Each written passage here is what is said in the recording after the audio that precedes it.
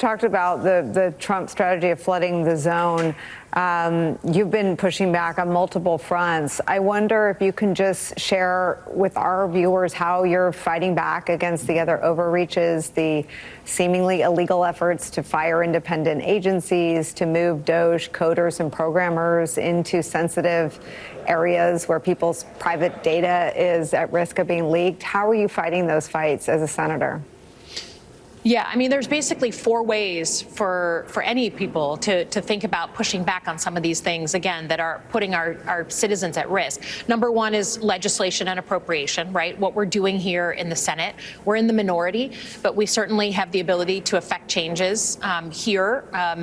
Not as many as I'd like, but that's a vehicle. Number two is litigation, and that's become a real front foot. We've got people who are firing off cases, particularly, from the state of Michigan, against DOJ and their access to our personal information, our health information. What kind of backdoors are they putting on that data and for what reasons?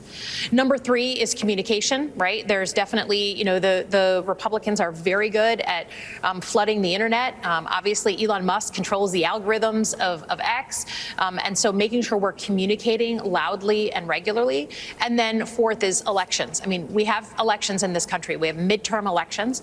And in our system, in a constitutional system, when the president has, both the House and the Senate, he's able to do a lot more. We need one of those houses in order to push back on him. So those are the four things where I focus my attention and where I recommend others do the same.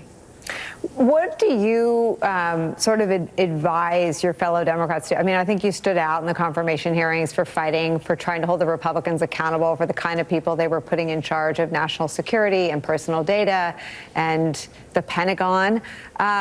What do you advise in terms of how to fight this fight and how to set Democrats up to have to be a check on the Trump White House?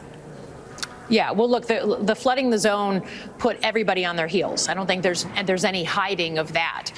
It's our responsibility now to set ourselves back on flat footing and figure out again what are the strategic and irreversible things that President Trump is engaged in that if he does, our country is irreparably harmed. Right? We can't answer everything. He's purposely crowding all the airwaves so that we don't know where to look. We can't be like kids at a soccer ball. We have to really be ruthless in how we prioritize what we focus on. And for me, it's those strategic and irreversible things.